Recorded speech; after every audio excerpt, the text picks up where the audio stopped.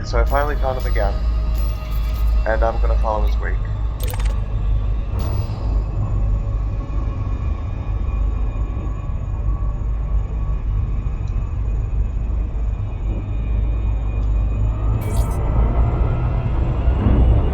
Oh, he's back here.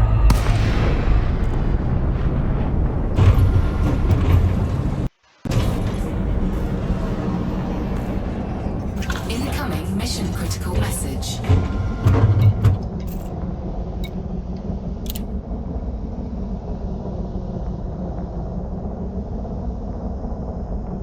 Oh, okay.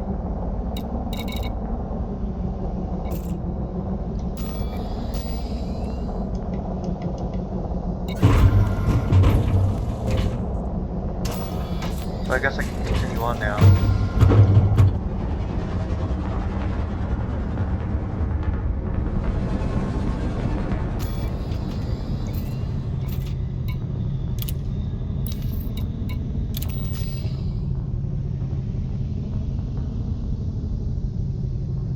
I'll just go right down the list of the missions and do them in that order.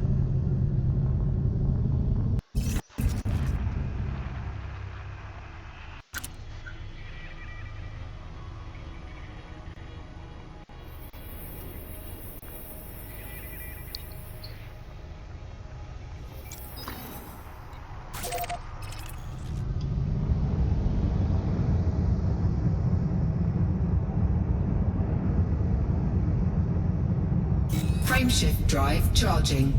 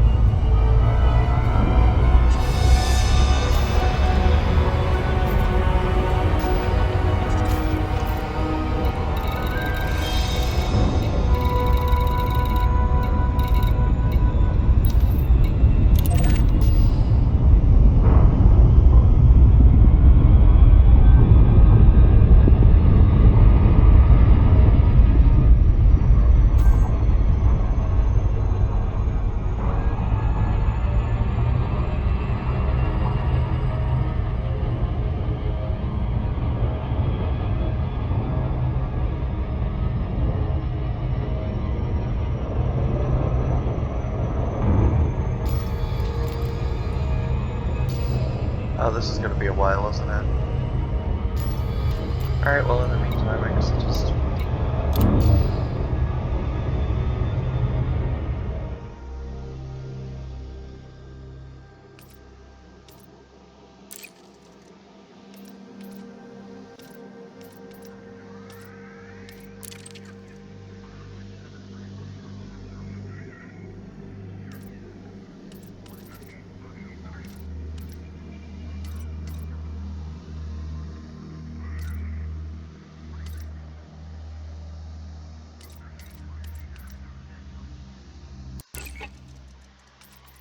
Corporation.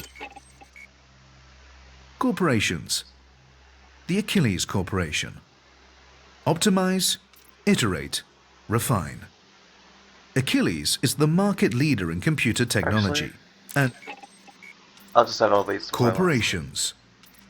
The grandest society of merchants in the universe. Self-applied description of the East India Company, 1600 to 1708. Corporations. Introduction. During the centuries in which humanity was confined to a single planet, corporations were naturally limited in size and influence, like fish in a bowl. With access to a finite quantity of natural resources and a relatively small arena in which to compete, corporations could not achieve their full theoretical potential. But with the advent of interstellar travel, the fishbowl became an ocean. Corporations could access and exploit entire planets for their mineral resources, and an expanding population eagerly colonizing system after system meant a growing customer base. To the governments of the time, the potential for corporate growth was both thrilling and terrifying. Commercial prosperity meant increased tax revenue and higher employment figures, but also raised the worrying prospect of security fleets that could rival the official militaries. It seemed inevitable that the largest corporations would, in time, become the equivalent of nation-states in their own right. With the old restrictions gone, there was simply nothing to stop them. Today, this vision has been partly fulfilled, with several corporations owning entire systems. For many corporate employees, the age-old distinction between a home and a workplace has vanished. Workers on corporate-owned ships, refineries, and outposts can expect to spend their entire lives in the embrace of the company. Despite their immense wealth and power, the corporations have thus far been content to operate within and remain subject to the jurisdictions of the Alliance, Empire, and Federation, rather than mount a serious challenge to any of them. Commentators point to two reasons for this. Firstly, corporations thrive by excelling in their chosen fields, and assuming the onerous responsibilities of a government would be a wasteful distraction from the corporate mission. Secondly, given that the corporations already hold much of the real power, especially in the Federation, there is nothing to be gained by abolishing the convenient veneer of the state. Better to operate below the surface, make a show of compliance, and trust in the power of money to smooth the way forward.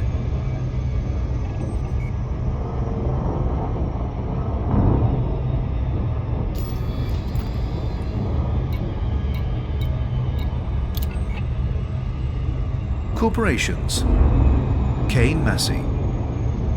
Because an honest day's work never goes out of fashion. Cain Massey stands as an example of the power of rebranding. During the fiercely competitive era that followed the first migration from Earth, the company's original incarnation, Howlett, Cain, and Calvert, rapidly established itself as a profitable mining concern. Through a combination of nepotism and bribery, HC&C secured a federal guarantee of mining rights across several systems, with the caveat that failure to exploit the resources within a set time frame would result in forfeiture.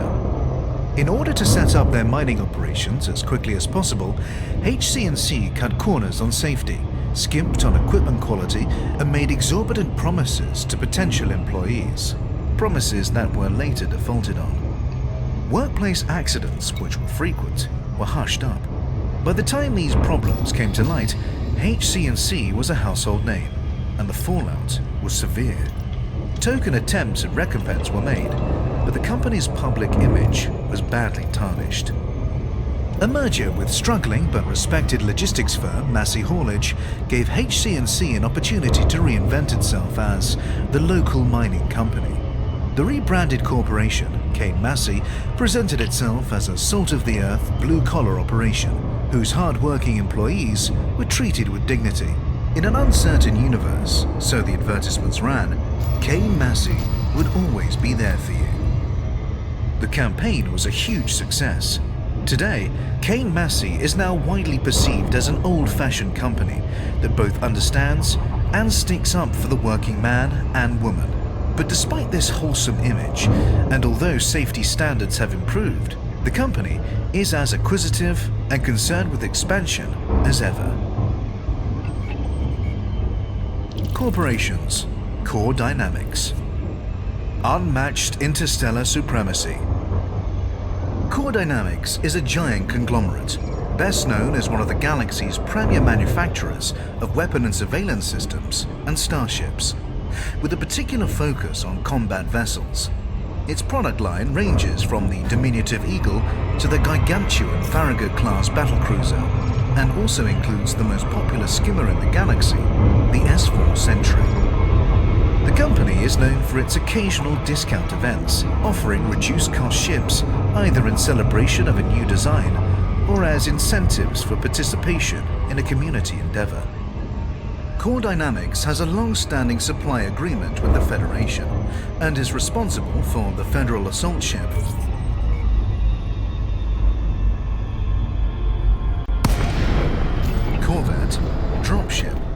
gunship. I'll just pause that for a minute because I gotta get that.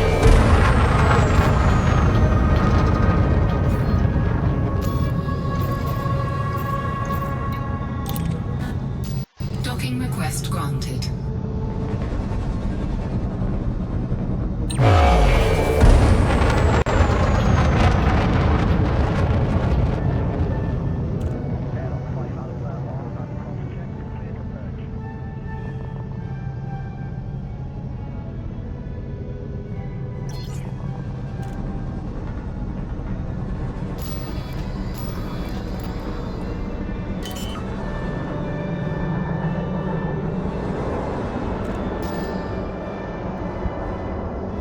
Landing gear deployed.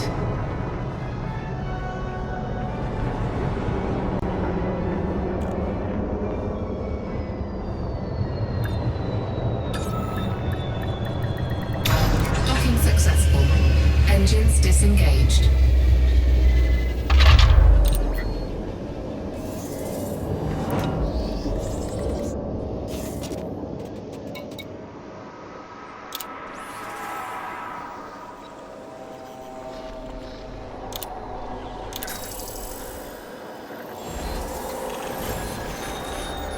Nice.